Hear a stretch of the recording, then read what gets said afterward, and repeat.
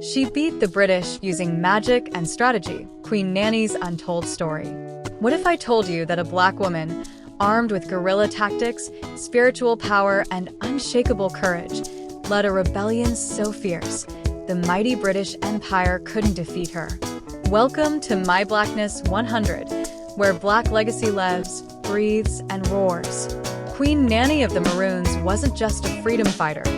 She was a military genius, a healer, a revolutionary who outsmarted redcoat armies in the hills of Jamaica.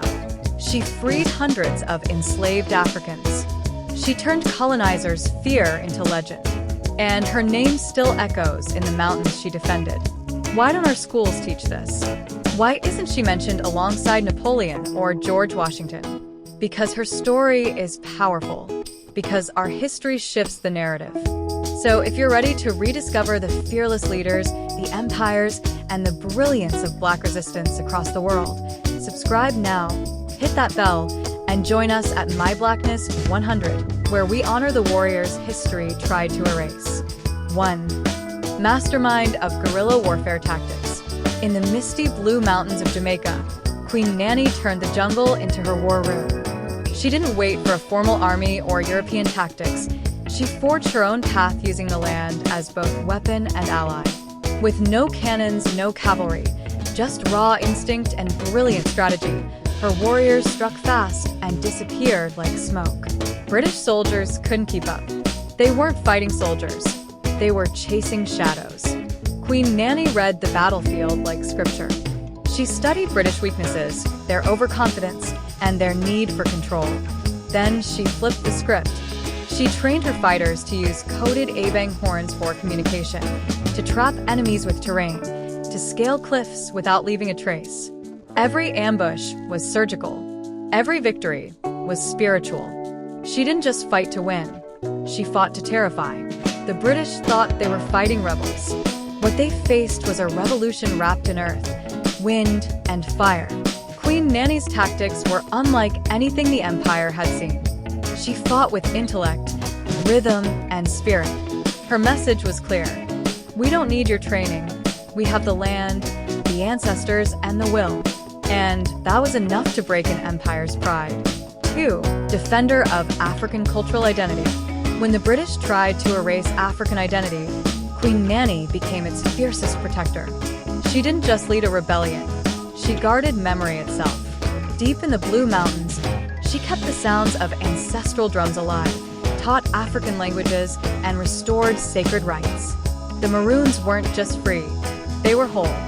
Every ritual, every prayer spoken in Twi, every story passed down at night became a weapon against cultural extinction. Nanny made it clear, if your spirit isn't free, your body never truly is. This was more than resistance, it was reclamation. In a world that tried to break her people, she reminded them that they were kings, queens, warriors, and priests, not slaves.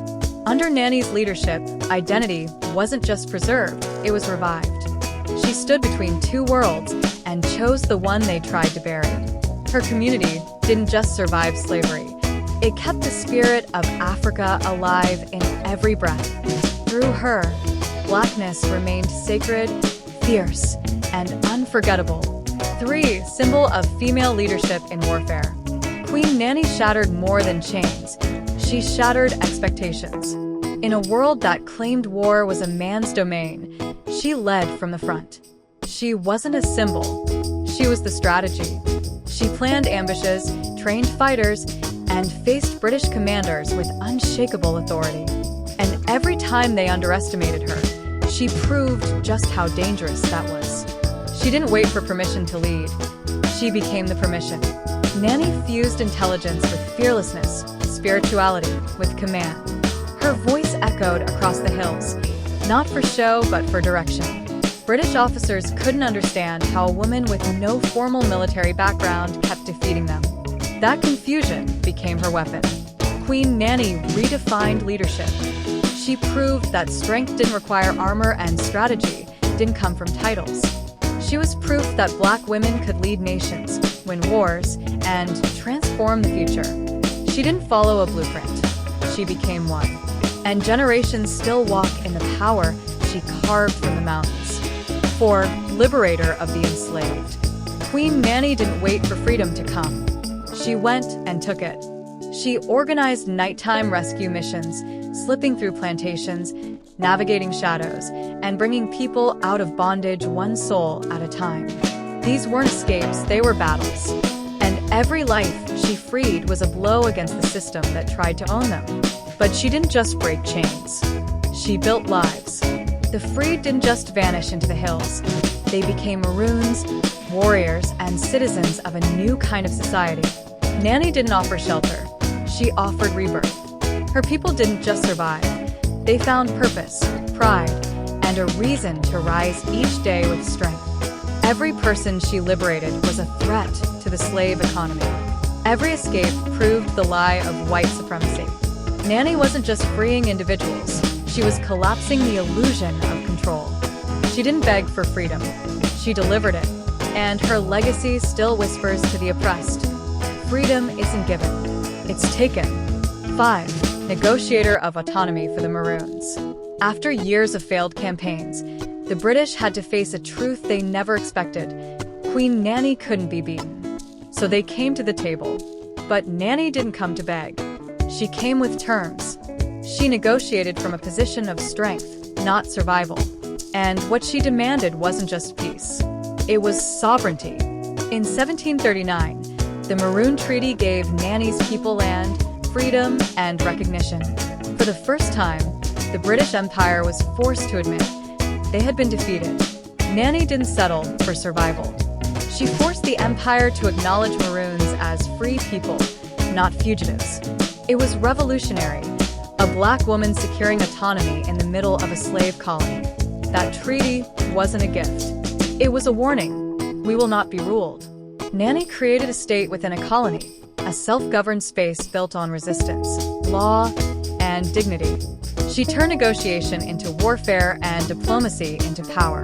And history still remembers who came out on top. 6. Guardian of the Blue Mountains. The Blue Mountains weren't just home. They were holy ground. Queen Nanny knew every ridge, every ravine, every trail. To the British, they were a maze. To her, they were a map.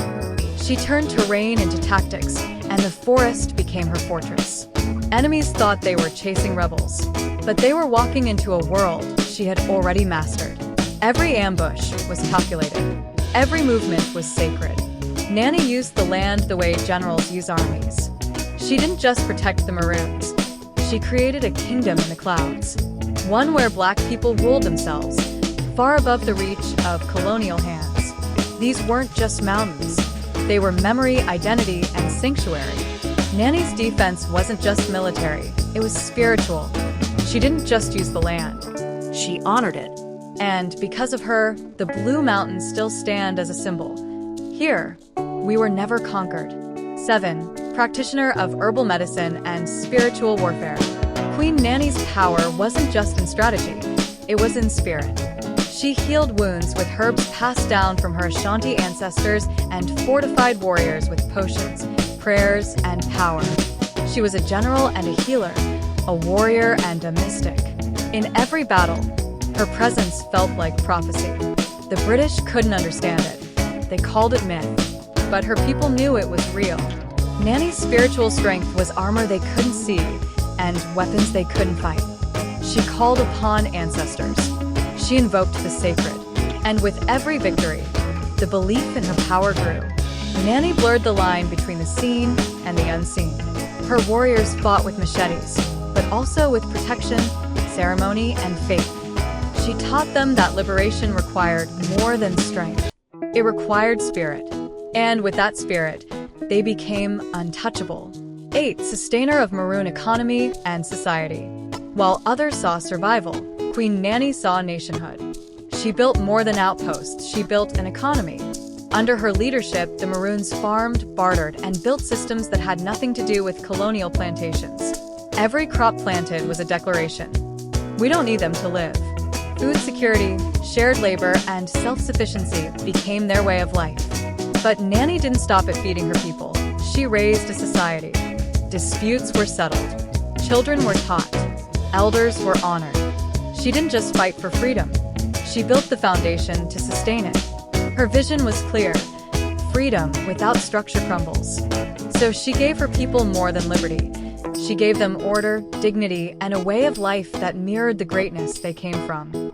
The Maroon society didn't rise by accident. It was designed by a woman who saw what Black independence could truly look like. 9. Immortalized as a national heroine. Queen Nanny didn't fade into legend. She rose into nationhood. Today, her face is on the Jamaican $500 bill. Her name is etched into the country's soul. She isn't just remembered, she is revered. As the only female national hero of Jamaica, she represents more than resistance. She represents origin. She wasn't handed power.